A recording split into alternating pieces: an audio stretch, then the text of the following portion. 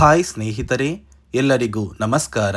ನೋಡಿ, ಗೃಹಲಕ್ಷ್ಮಿ ಯೋಜನೆಯ ಪ್ರತಿಯೊಂದು ಫಲಾನುಭವಿಗಳ ಬ್ಯಾಂಕ್ ಖಾತೆಗೆ ನಾಳೆ ಜನವರಿ 25 ಶನಿವಾರ ನಿಮ್ಮ ಬ್ಯಾಂಕ್ ಖಾತೆಗೆ 6,000 ಹಣನ ಸರ್ಕಾರ ಜಮಾ ಮಾಡ್ತಾ ಇದೆ.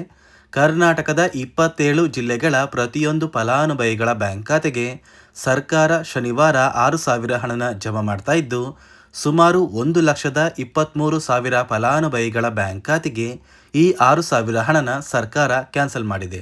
ಸರ್ಕಾರ ಇತ್ತೀಚೆಗೆ ಜಾರಿಗೆ ತಂದಿರುವ 5 ಹೊಸ ನಿಯಮಗಳ ಆಧಾರದ ಮೇಲೆ ಪ್ರತಿಯೊಂದು ಫಲಾನುಭವಿಗಳಿಗೆ ಹಣ ಜಮಾ ಆಗ್ತಾ ಇದೆ. ಹಾಗಾದರೆ ಬನ್ನಿ ಸ್ನೇಹಿತರೆ, ಆ ನಿಯಮಗಳು ಏನು ಮತ್ತು ಯಾವ ಜಿಲ್ಲೆಗಳಿಗೆ ಹಣ ಜಮಾ ಆಗ್ತಾ ಇದೆ ಅಂತ ನಾನು ನಿಮಗೆ ತಿಳಿಸ್ಕೊಡ್ತಾ ಇದ್ದೀನಿ. ಅದಕ್ಕಿಂತ ಮೊದಲು ನೋಡಿ ಸ್ನೇಹಿತರೆ, ವಿಡಿಯೋ ನೋಡ್ತಾ ಇರುವ ಪ್ರತಿಯೊಬ್ಬರ ಹತ್ರ ಕೂಡ ಒಂದು ಚಿಕ್ಕ ರಿಕ್ವೆಸ್ಟ್ ಇದೆ. ನೀವೇನಾದ್ರೂ ಇನ್ನೂ ಕೂಡ ನನ್ನ ಚಾನಲ್ನ ಸಬ್ಸ್ಕ್ರೈಬ್ ಆಗಿಲ್ಲ ಅಂದರೆ ದಯವಿಟ್ಟು ಪ್ರತಿಯೊಬ್ಬರೂ ಚಾನಲ್ನ ಸಬ್ಸ್ಕ್ರೈಬ್ ಮಾಡ್ಕೊಳ್ಳಿ, ಹಾಗೆ ವಿಡಿಯೋಗೆ ಒಂದು ಲೈಕ್ನ ಕೊಡಿ. ಹೌದು ವೀಕ್ಷಕರೇ, ಗೃಹಲಕ್ಷ್ಮಿ ಯೋಜನೆಯ ಪ್ರತಿಯೊಂದು ಫಲಾನುಭವಿಗಳು ಕಳೆದ 1 ತಿಂಗಳಿಂದ 16ನೇ ಕಂತಿನ ಹಣಕ್ಕಾಗಿ ವೆಯ್ಟ್ ಮಾಡ್ತಾ ಇದ್ರಿ. ಇದೀಗ ಕೊನೆಗೂ ನಿಮ್ಮ ಬ್ಯಾಂಕ್ ಖಾತೆಗೆ ಗೃಹಲಕ್ಷ್ಮಿ ಯೋಜನೆಯ ಹಣದ ಜೊತೆ ಅನ್ನಭಾಗ್ಯ ಯೋಜನೆಯ 2,000 ಹಣ ಕೂಡ ಜಮಾ ಆಗ್ತಾ ಇದೆ. ಗೃಹಲಕ್ಷ್ಮಿ ಯೋಜನೆಯ ಫಲಾನುಭವಿಗಳಿಗೆ 16 ಮತ್ತು 17ನೇ ಕಂತಿನ 4,000 ಹಣ, ಇದರ ಜೊತೆ ಅನ್ನಭಾಗ್ಯ ಯೋಜನೆಯ ಪ್ರತಿಯೊಂದು ಫಲಾನುಭವಿಗಳಿಗೆ ಪೆಂಡಿಂಗ್ ಇರುವಂತಹ 5 ಕಂತಿನ 2,000 ಹಣ, ಒಟ್ಟಾರೆ ಪ್ರತಿಯೊಂದು ಫಲಾನುಭವಿಗಳ ಬ್ಯಾಂಕ್ ಖಾತೆಗೆ ಸರ್ಕಾರ 6,000 ಹಣನ ಜಮಾ ಮಾಡ್ತಾ ಇದೆ.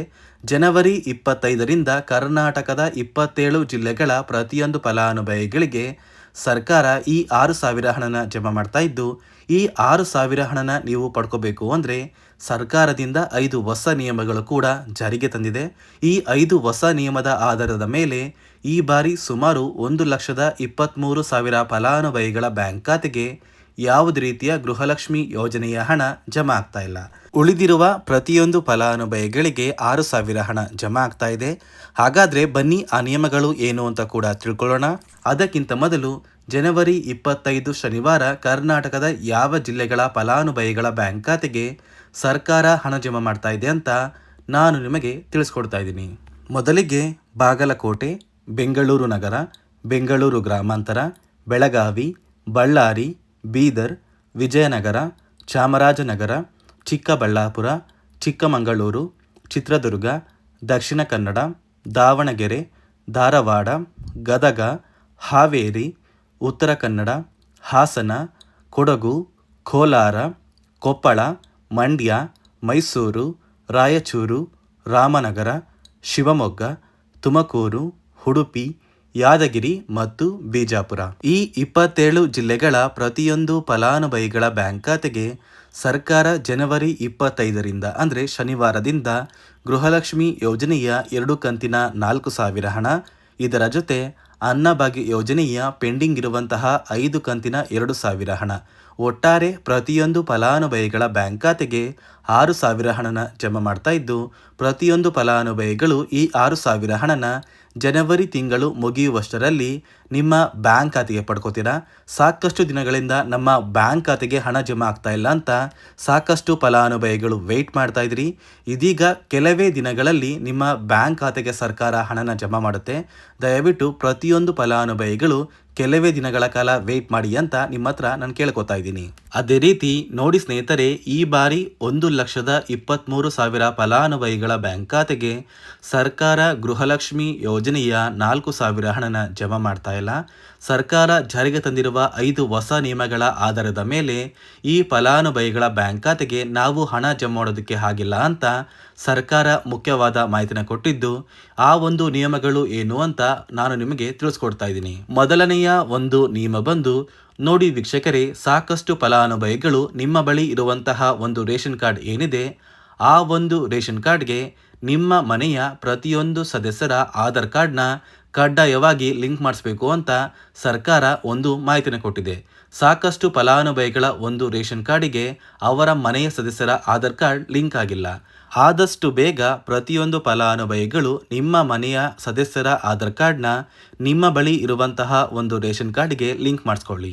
ಅದೇ ರೀತಿ ಎರಡನೆಯ ಒಂದು ನಿಯಮ ಬಂದು, ಸಾಕಷ್ಟು ಗೃಹಲಕ್ಷ್ಮಿ ಯೋಜನೆಯ ಹಣ ಪಡೆಯುತ್ತಿದ್ದ ಪ್ರತಿಯೊಂದು ಫಲಾನುಭವಿಗಳ ಒಂದು ಆಧಾರ್ ಕಾರ್ಡ್ನ ಕಳೆದ 15 ವರ್ಷದಿಂದ ಯಾವುದೇ ರೀತಿಯ ಒಂದು ಅಪ್ಡೇಟ್ನ ಮಾಡಿಸಿಲ್ಲ ಅಂತ ಸರ್ಕಾರ ಒಂದು ಮಾಹಿತಿಯನ್ನು ಕೊಟ್ಟಿದೆ. ನೋಡಿ ವೀಕ್ಷಕರೇ, ನಿಮ್ಮ ಬಳಿ ಇರುವಂತಹ ಒಂದು ಆಧಾರ್ ಕಾರ್ಡ್ಗೆ ನೀವು ಯಾವುದೇ ರೀತಿಯ ಒಂದು ತಿದ್ದುಪಡಿ ಅಥವಾ ಅಪ್ಡೇಟ್ನ ಮಾಡಿಸಿಲ್ಲ ಅಂದರೆ ನಿಮ್ಮ ಬ್ಯಾಂಕ್ ಖಾತೆಗೆ ಗೃಹಲಕ್ಷ್ಮಿ ಯೋಜನೆಯ 2,000 ಹಣ ಜಮಾ ಆಗೋದಿಲ್ಲ. ಮತ್ತು ವೀಕ್ಷಕರೇ, ಮೂರನೆಯ ಒಂದು ನಿಯಮ ಬಂದು ಕಳೆದ 3 ತಿಂಗಳಿಂದ ಯಾರೆಲ್ಲ ಫಲಾನುಭವಿಗಳು ಸರ್ಕಾರದಿಂದ ಬರುವಂತಹ ಒಂದು ರೇಷನ್ ಏನಿದೆ ಅಂದರೆ ಅನ್ನಭಾಗ್ಯ ಯೋಜನೆಯ ಅಕ್ಕಿನ ಕಳೆದ 3 ತಿಂಗಳಿಂದ ನೀವು ಪಡ್ಕೊಂಡಿಲ್ಲ ಅಂದರೆ ನಿಮ್ಮ ಬ್ಯಾಂಕ್ ಖಾತೆಗೆ ಸರ್ಕಾರದಿಂದ ಗೃಹಲಕ್ಷ್ಮಿ ಯೋಜನೆಯ ಹಣ ಜಮಾ ಆಗೋದನ್ನು ಸರ್ಕಾರ ಕ್ಯಾನ್ಸಲ್ ಮಾಡ್ತಾ ಇದೆ. ಅದೇ ರೀತಿ 4ನೆಯ ಒಂದು ನಿಯಮ ಬಂದು ಸಾಕಷ್ಟು ಫಲಾನುಭವಿಗಳು ಪ್ರತಿ ತಿಂಗಳು 2,000 ಹಣನ ಪಡಿತಾ ಇದ್ದಾರೆ. ಈ ಒಂದು ಫಲಾನುಭವಿಗಳು ಸರ್ಕಾರಕ್ಕೆ ತೆರಿಗೆನ ಕಟ್ತಾ ಇರೋದು ಅಂದರೆ ಟ್ಯಾಕ್ಸ್ನ ಪೇ ಮಾಡ್ತಾ ಇರೋದು ಸರ್ಕಾರಕ್ಕೆ ತಿಳಿದು ಬಂದಿದ್ದು, ಇಂತಹ ಪ್ರತಿಯೊಂದು ಫಲಾನುಭವಿಗಳಿಗೆ ಸರ್ಕಾರ ಗೃಹಲಕ್ಷ್ಮಿ ಯೋಜನೆಯ 2,000 ಹಣನ ಕ್ಯಾನ್ಸಲ್ ಮಾಡ್ತಾ ಇದೆ.